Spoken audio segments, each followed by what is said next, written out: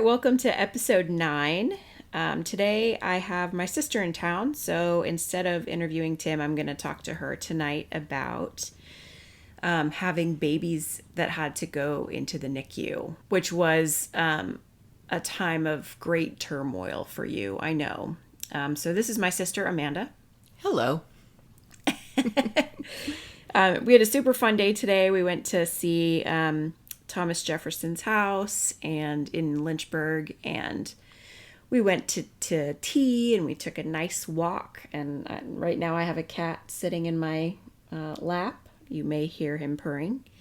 And we have some tea. Mm-hmm. So what is in your cup? One of my favorite teas. It's Good Earth. Is it sweet and spicy? Is that what it's called? It's so good. Yes. Tim likes to call it sweet and sour. It is not sour. He likes to come up with different names for lots of things. But I always, it makes me laugh. I have raspberry tea tonight. A friend told me that it could help with fertility. So I did some research, and it appears that could be true. And I figure, you know what, it's not going to hurt. Mm-hmm. So might as well. I'm just going to start here with you have 3 kids. Yep, I do. And 2 of them had to go to the NICU. Yeah, both of my boys, my bookends, decided that they did not need to be in utero as long as they should have been. And so they both vacated the premises early. So why don't you go ahead and just tell me about each one, briefly, or however much detail you want to talk about. Okay. My first child, Jackson, who's now 13, which is crazy to me. He was born 8 weeks early. He was born at 32 weeks, 4 days gestation. And I have a thyroid condition. And so I went in for more regular testing. Thank the Lord. And so I was getting more consistent ultrasounds than was normal. So I would go in, I want to say like every couple of months to get him. And that's a lot more often than the usual, just to monitor, just to make sure he was okay. And at 27 weeks, I believe it was 27 weeks, his growth fell off drastically. And he'd been growing totally fine. There had been no issues up until that point. And it was 29 weeks. So 29 weeks is when his growth fell off. And so the doctor said, okay, well, I'm not super concerned at this point. We will schedule a follow-up at 32 weeks just to make sure everything is good, just to make sure that he is continuing to grow, and we'll reassess from there. And so I really didn't think much of it at that point. I just thought they were being overly cautious. And so we went back in at 32 weeks and had an ultrasound. And the thing that really floored me was just how calm they were. They were not frenzied or anything when they told me that he hadn't grown at all in that 3-week period. And at that point, you're in the 3rd trimester, and they should be growing pretty rapidly at this point, gaining weight and growing very rapidly. Mm-hmm. And he had not grown at all. And so they told me at that point that he would be, I'd have to be admitted to the hospital, that I would be having him as soon as that very day, potentially, depending on if he was in distress. They were going to hook me up to monitors and make sure, his heart rate was good, and, he was looking good, and they could take him as early as that very day. And praise the Lord, at that point, every single day that they get to stay in there makes a huge difference. Huge difference, yeah. And so one of the last things to develop at that point in a baby is their lungs. Mm-hmm. And so they gave me 2 steroid injections, which helped stimulate the development of his lungs. But he was able to stay in there for 2 extra days, and they delivered him via C-section, which was something I honestly had not given any thought to at all. I just assumed that I would have a natural birth.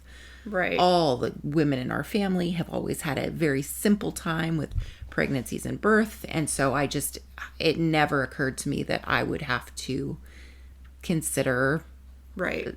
any sort of medical intervention at all. Yeah. And so the NICU had that crossed your mind at all? Had you? Not even the slightest. Not even on your radar at all? Not out. Yeah. I mean, I knew that there were babies that were born early, but like, I thought that was few and far between. And it never occurred to me that that would happen in my own life with my own children. They admitted me to the hospital and got me hooked up right away. Thankfully, his heart rate was strong. He looked good and strong. And you went straight from your doctor's appointment to the hospital. You didn't even Yes, get to I go did. home. And at 29 weeks, like I hadn't packed a bag yet. Right. And so You had a list of stuff to do at the home to like prepare for your baby and, yeah. Yeah. So my husband, Terry, I told him where to find the list. And he called my sister-in-law, Ariana, and asked for help and suggestions on what to bring. And so he packed a bag and met me at the hospital. And, and they gave us a tour of the NICU because we hadn't even had a tour of the NICU. And they told us to expect a baby that could be as little as 2 pounds. And that when he was born, he might be gray. He might not be breathing on his own. And I look back at this now, and it was just so devoid of hope, Yeah. They give you the worst case scenario. Right. And, you're just kind of in shock, and you don't know what to think, and you don't know whether to get your hopes up or... Right. The way they're talking, it's like you just don't know. You don't know if your baby's going to live. I didn't know if babies could live at 29 weeks. Right. And so thankfully when he was born, he was a full pound bigger than they told me to prepare for. He was bright pink and screaming, and he hasn't stopped since. I'm just kidding. That's basically true, Not though. screaming, but a lot of talking. Talking. He had a lot to say. Apparently, that's why he needed to leave. He needed to get out of there as soon as possible. So, but he stayed 5 weeks in the NICU, and so he was 8 weeks early. Yes, and he stayed 5 weeks in the NICU. Yes. So he was home for 3 weeks when it was his due date. Yes. Yeah. And they always tell you not to expect to get to go home before the due date. Right. So I was thrilled that they decided he was ready and healthy enough to go home at that point. Yeah. Well, and we were supposed to have your baby shower too, like that weekend, I think, the weekend that he was born. Yeah. And so we called everybody and was like, well, we're going to reschedule and, we'll see what happens. And then when he came home too, it was like, well, now the baby gets to be at the shower. That's right. That's rare. So, right. Yeah. So 5 years later, I was pregnant with my third child, Max, and I was 34 weeks pregnant, and I had stayed up extra late one evening. I think nesting was in full gear, and so I scrubbed my kitchen. I did a bunch of laundry. We'd cloth diapered, so I had all the newborn baby diapers ready to go. I even remember, I look back sometimes on my Instagram feed, and I see my pregnant belly, and I'm holding this tiny little newborn baby diaper in my hand, and it just so happens that's the night my water broke. Oh, gosh. And so in the middle of the night, I had just gone to sleep, and I remember rolling over in the middle of the night and my water broke. And maybe this is a little TMI, but I really thought that I had just wet myself. Which, could happen when you're pregnant. The baby's pushing on your bladder. Absolutely. And who knows? Absolutely. But I quickly learned that, nope, my water had broken. And so I woke up my husband, and we called our doctor, and he said, well, congratulations, you're having a baby today. And so we went in and we checked in, and it was, I started having contractions at that point. But since I had 2 C-sections prior to this, they don't really like recommend. people. Yeah, they don't. It's very hard to get a doctor who's supportive of a VBAC situation where when you've had multiple C-sections. So we delivered him. He was born at 34 weeks, so only 2 weeks more gestation than Jackson was, but Max weighed 5 pounds, 13 ounces, and was the rolliest baby of all my babies. Even at 5 pounds, 13 ounces, he was pretty healthy looking. Yeah. And no like need for steroid injections for the lungs this time? Nope. He was past that point. So his lungs were good. Really what they were concerned about was his sugar levels. And I don't remember exactly what the issue was, but they thought initially that he might even be able to just go home with us. Right. And so I remember thinking like, oh, thank goodness. That's so awesome. Mm-hmm. And then upon further inspection, they realized, no, he's going to need some time. And that was because of his sugar levels? His sugar levels were wacky. I wish I could remember more specifically what that was. Yeah. But they wanted to make sure that was under control. And then later down the road, he developed a little bit of jaundice as well, which is pretty common for premature babies. But they always want to make sure that the babies have processed out all that stuff before they send them home too. So, yeah, the thing with Max, though, that was really, really frustrating was that, well, they allowed me to stay in. When you've got a baby in the NICU, generally they let the mom stay for the full amount of time. So not the full amount of time that the baby's in the NICU, but you can stay, like through your insurance, you're given a certain amount of time that you can stay in the hospital. Mm-hmm. And so they give you the full amount. And so I was allowed to stay for 5 days. And so at the 5-day point, I was allowed to go, of course, and leaving my baby behind at the hospital. And that very night, I woke up in the middle of the night with a fever and a sore throat and congestion. And it turns out that I had influenza. Mm-hmm. And then a couple days after that, the whole family came down with influenza. And I just remember calling the NICU in the middle of the night and just sobbing and letting them know that I was sick. There's no way that I could go into the NICU and visit. Mm-hmm. And basically just, begging them to take good care of him. Yeah.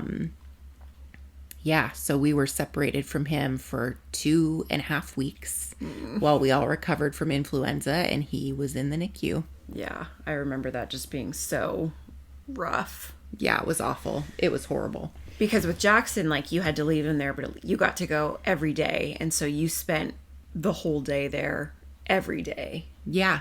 I didn't, he was my only child. And so my responsibilities weren't split. So I got to just be with him all day. Yeah. But this, and, I was sick. My other kids were sick then. And yeah, it was awful. Yeah.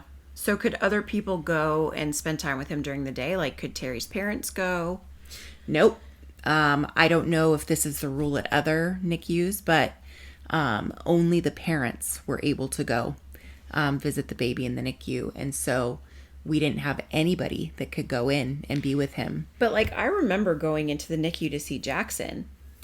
You could go in because you were with me. Okay. And so if you were with a parent, then you could go in. But if you just went in, even if I had called and said, we tried to at one point, I said, my in-laws live in town and they would love to go. We would love for them to go in there while we're all sick. And can they do that? And they said, no, that's against our policy. We can't do that. Awful. It was so awful. Yeah. The one saving grace was that in the NICU, they have these people called cuddlers. Mm-hmm. And they're generally these super sweet, like, senior citizens who go in and just get to hold the babies. And so there was this woman who goes to our church, and she is a cuddler, and she knew our situation. And so every time she went in, she made sure that she was holding Max. And And I knew that she was in there, and I knew that he was getting held by someone who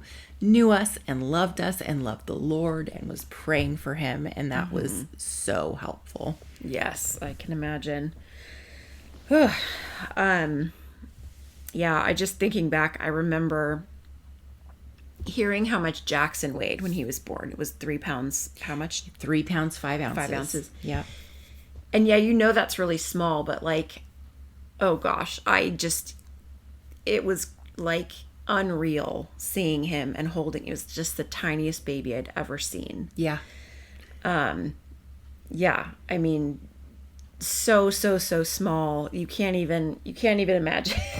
Like, and you forget too, like it's crazy even looking back at pictures of his tiny little newborn foot on my hand, you know. And there's no way, like, pictures do not do it justice. Because Yeah. I saw pictures of you with him before I saw him in person. Because like we were all up there when he was born. Yeah. I got a call while I was in the middle of health class. Yeah. And I always, every time I got a call from our mother, I always thought it was something with Daddy. Mm-hmm. And so I always had a little mini heart attack, like, something's wrong with Daddy. Totally. But she's like, well, your sister she's going to have the baby now. And I'm like, oh, should I like stay in class? Should I leave? What do I do? And I can't remember if I finished that class or not, but it didn't even matter. I jumped in the car and I drove up. Yep. Yeah. And so I was there, but we didn't get to see him. Mm-mm. And so it wasn't until a couple weeks later. Yeah. I went up again. You and Michelle drove up. Yes, Michelle, our friend. We drove up, I think, for our birthday. Yep. Yep. That would be right. It was. Yep. So he was born in February. Yep. February 25th. And our birthday's March 10th. So yep. Our birthday, we share a birthday. So I'm sure at this point you've noticed that our voices are very similar. So this is not a trick interview. I'm not just interviewing myself with like a lie of a story. We can fool our mom even. Right. She doesn't even recognize our voices sometimes. Yeah, so we have the same voice and we also have the same birthday. But we are not twins. We are 2 years apart. Anyway, so yeah, we went up to visit, and so it had been a couple weeks. Yeah. And so that was when I got to see him and hold him in person. And I just remember being blown away because I had seen pictures. Yeah. And they do not do justice to how small he was. Yeah. It was crazy. And the craziest thing is, like, he wasn't even the smallest baby in there by far. I mean, wow. The smallest baby that was in there when he was in there was 13 ounces. Oh my gosh. Yeah. Born, I want to say, at like 29 weeks. Yeah. Wow. Yeah. Pretty amazing. So I know that you had a group of like NICU moms. Yes. That were all, do you guys still keep in touch? Yeah. I mean, it's mostly social media now because the kids are older and, but we spent like the first few years we would get together often. We all went to a special breastfeeding class that was specifically geared toward preemies because when you're breastfeeding a preemie, there are all sorts of different issues that you normally wouldn't come across when you're, nursing a full-term infant. Yeah. So lots of different challenges, but it was so nice to have that support and just the understanding. Like you don't have to explain your weird like neuroses that you've developed because you've gone through this trauma. Right. They understand it, and it was so helpful to have them. So did that, I would imagine that like in any subsequent pregnancies, you would have just had a lot of fear that it was going to happen again. Was that the case? Oh, absolutely. When I got pregnant again with my daughter Lily 2 years later, I remember being terrified. I just, there was part of me that kind of after he was born and we got through that trauma, you've got this new little baby and life is crazy and you're not sleeping and you kind of have to push all that in the back of your mind. Well, I realized I really didn't deal with that and that trauma, and I didn't really process it very well. Right. And so when we got pregnant again with Lily, all of that insecurity and fear and anxiety and just, the what ifs. Right. And stress is not Good for you. No, Anyway, no, but it was especially when not. you're pregnant. Yeah. So how did you deal with that? Well, probably not the best, honestly, for the first bit. I remember I didn't want to tell anybody for a long time that Yeah. we were pregnant because if something went wrong, I didn't. I'm the kind of person that I'm more private, and so having people ask me how I was doing, or Yeah. it sounds counterintuitive, I know, and kind of silly, but just I didn't want that focus. I didn't maybe it's I didn't really want to have to confront the reality of what was going on, and so it took me a long time to tell everybody that we were pregnant. But as that pregnancy was good and healthy and everything was going well and full term, praise God. I know. I realized, like, okay, I'm not in control. I am not even remotely in control. And so what I had to learn very quickly was that, you know what, God is in control, and I have to trust him, and he's given me this gift of this new baby, and I have to trust that his will be done. And even if it looks differently than what I'm hoping for, or what I'm, and even if it comes out and it turns out to be exactly like the pregnancy that I had with Jackson, may I go through it for his glory and for his kingdom, and hopefully to bring light to how God can provide for us. Yeah. So you talked about the hardest part of Max being in the NICU is that you did not get to be with him for 2 weeks when you guys were sick. Yeah. What would you say was the hardest part of Jackson being in?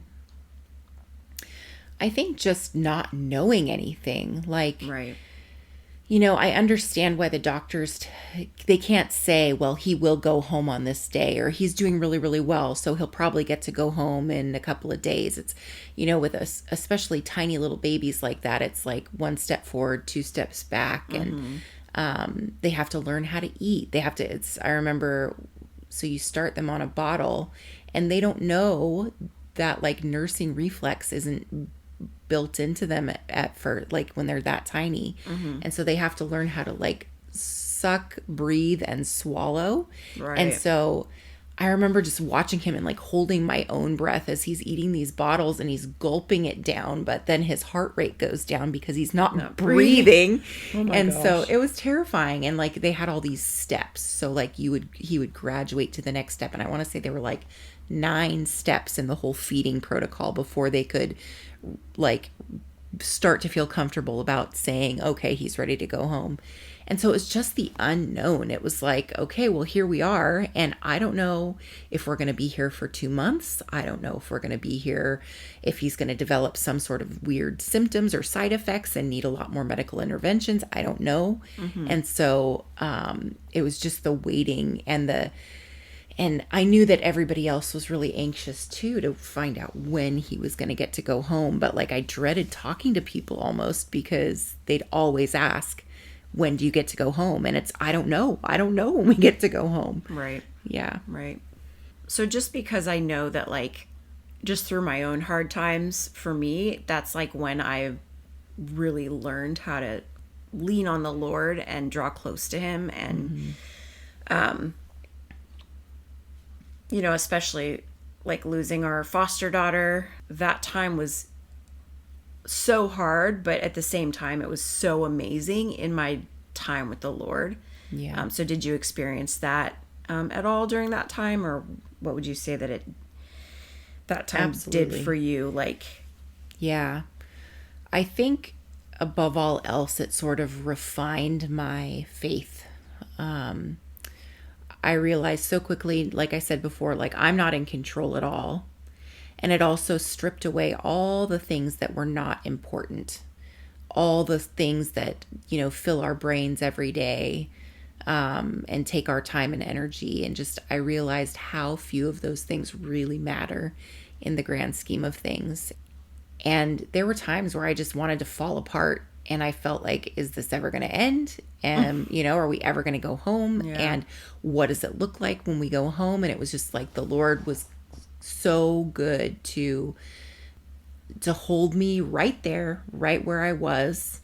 And really, he became my lifeline.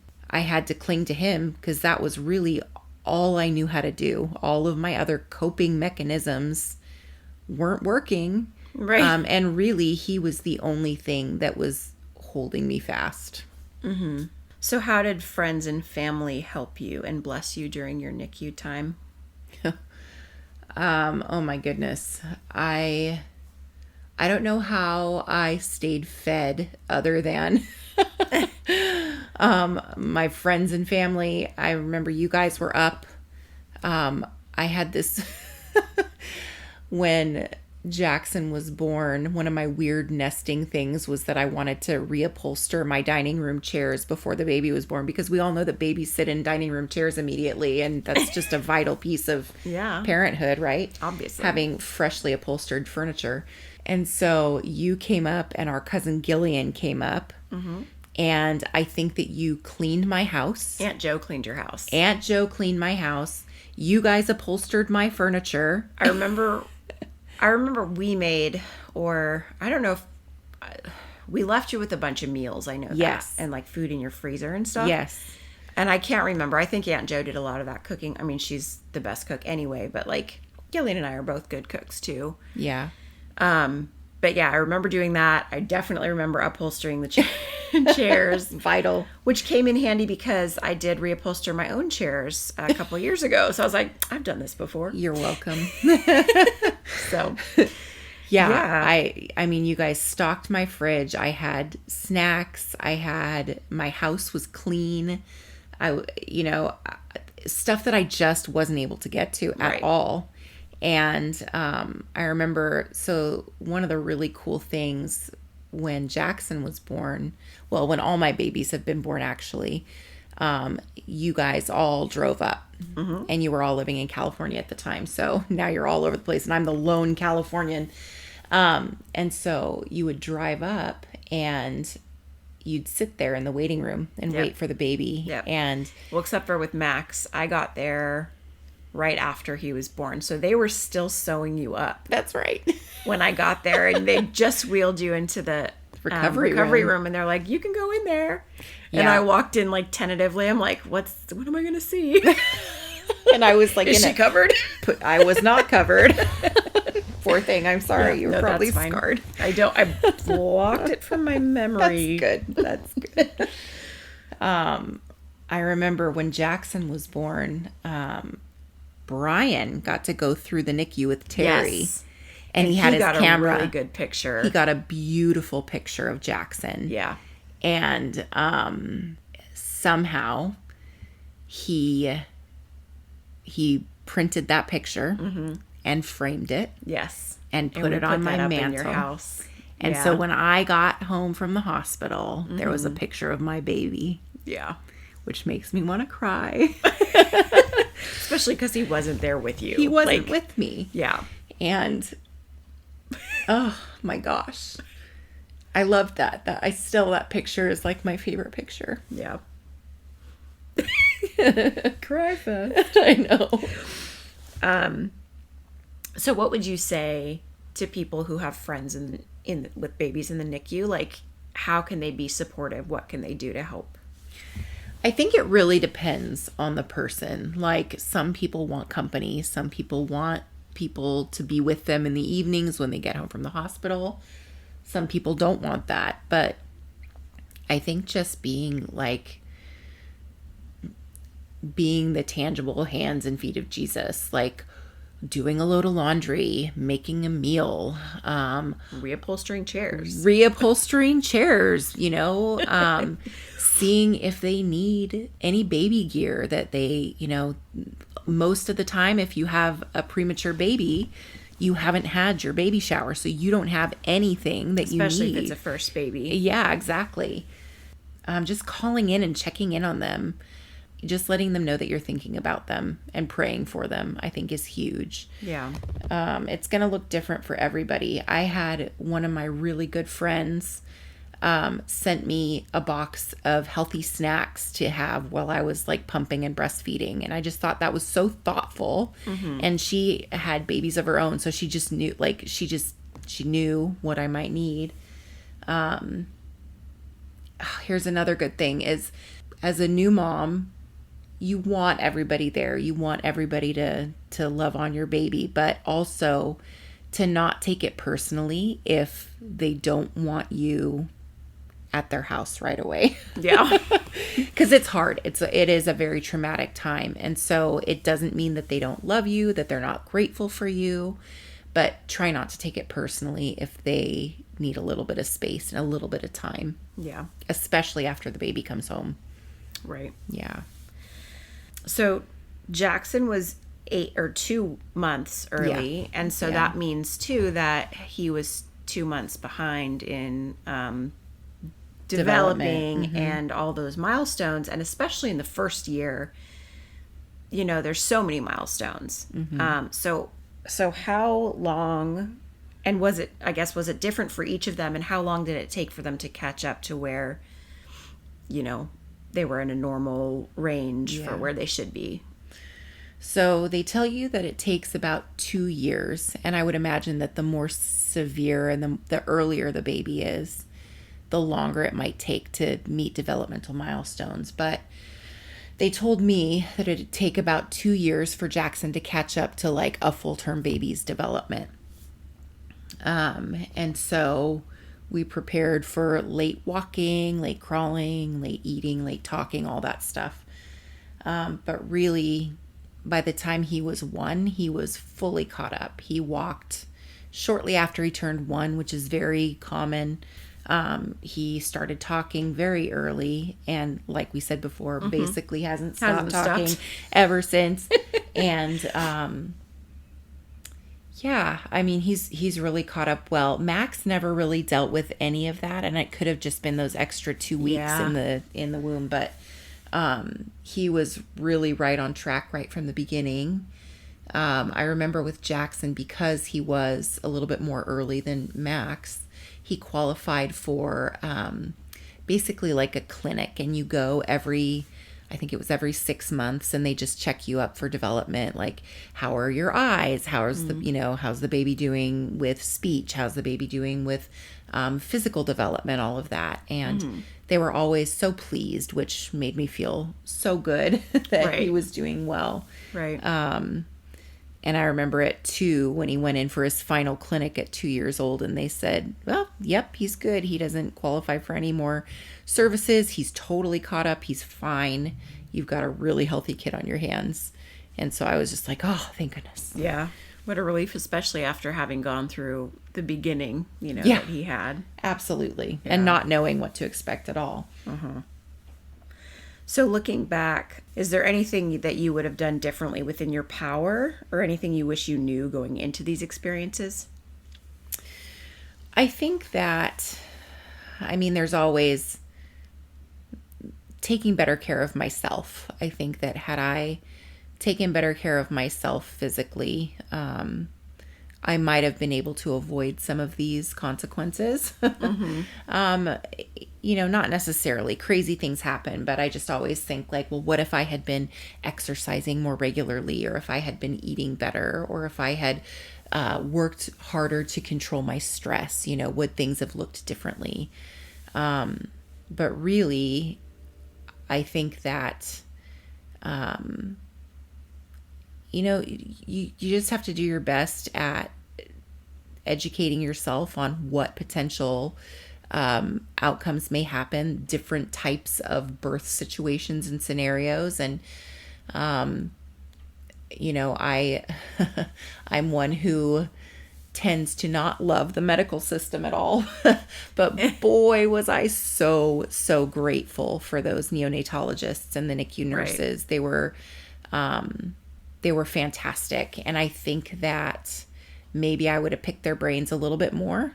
I would have taken time to really ask some good questions and instead of feeling like I was bothering them if I was, Right. asking them a bunch of questions. Yeah, I don't know that I would do anything differently. I think really, even if you have a history in your family of really easy births and really healthy pregnancies, which we do, Right.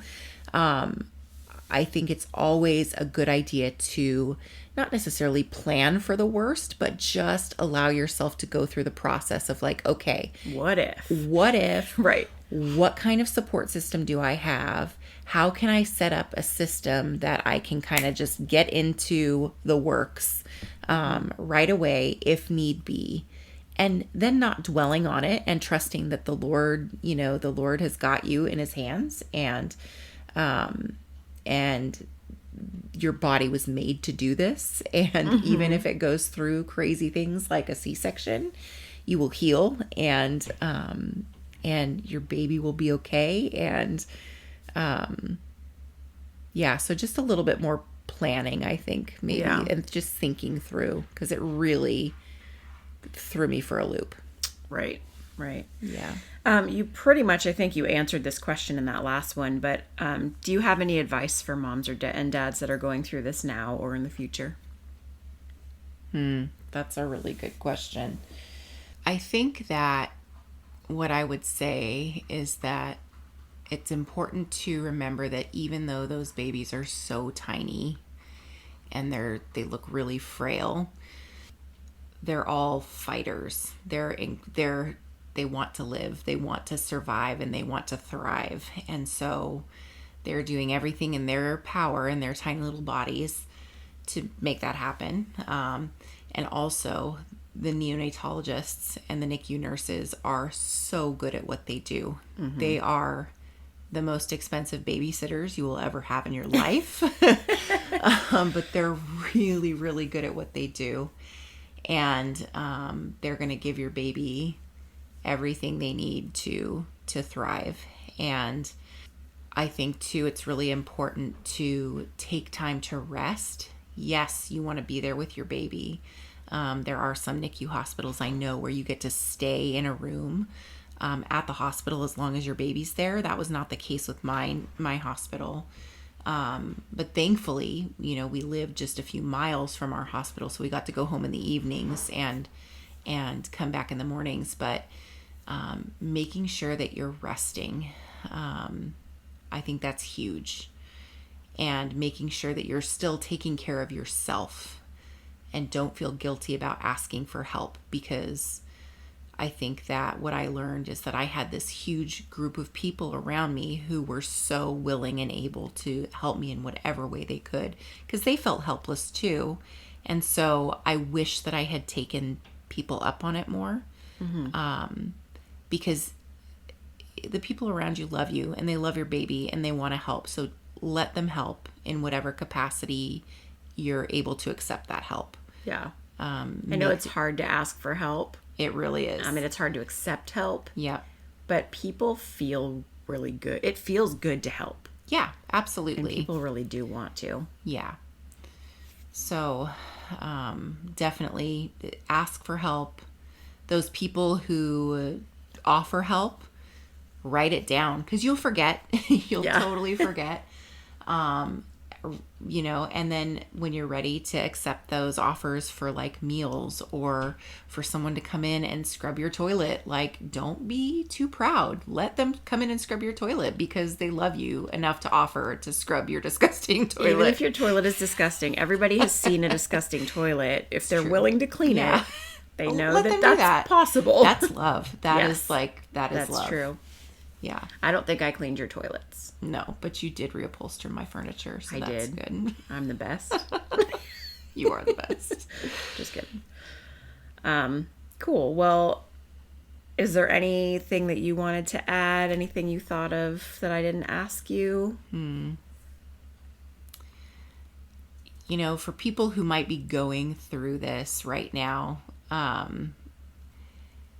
think that it's really important to take time to really work through it. If you find that you are having a hard time sleeping after the baby comes home because you're so terrified and you can't help but just like stand there and monitor their every breath and weigh every little milliliter of milk that they're drinking, and you can't calm down and you're feeling anxious or depressed or any way that's just out of the ordinary. Don't feel ashamed to ask for help. Don't feel ashamed to maybe talk to your doctor about postpartum anxiety. Mm-hmm. I wish that I had known that I was suffering from those sorts of things. So almost kind of like what I was saying is not planning for those things, but being aware that they may happen and having a plan in place in case they do, so that you can get on it and get back to a more normal way of life more quickly. And then it's crazy to me. There are parts of that experience that feel like they were so long ago. Mm-hmm. And then all of a sudden I'll wash my hands in a public restroom and the smell of the soap it's the same soap that they used in the NICU before you could go in. You'd have to like wash your hands really well. And it's like, it just triggers everything and all these feelings and emotions come back. Grief and trauma is weird.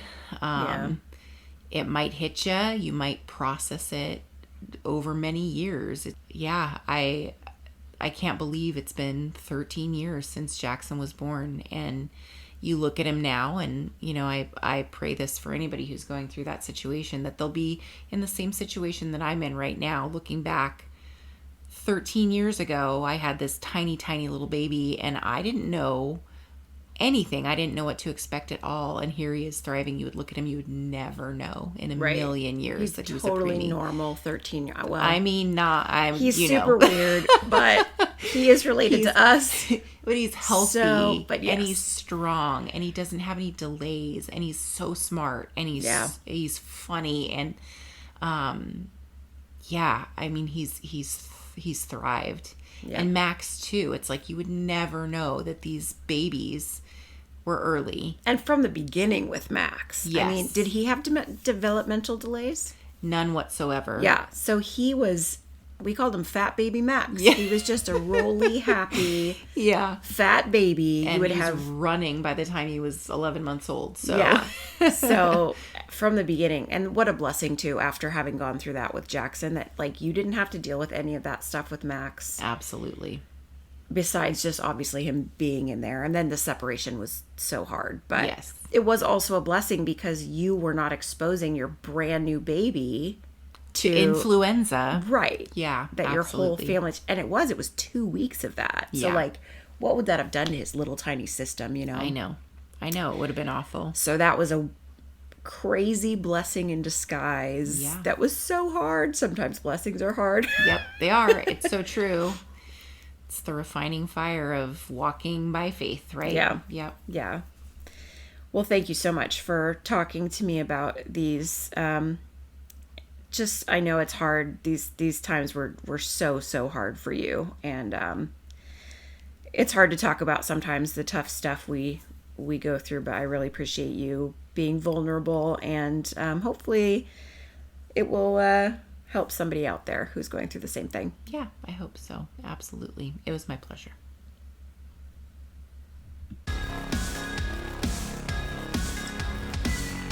Thanks for joining us today and listening as we are exploring all the ways that God takes the things the enemy means for evil and turns them around to use them for our good and His glory. If you have questions, comments, feedback, ideas for us, or you just want to say hi, you can reach us at noweaponshallprosperpodcast@gmail.com. Talk to you again soon.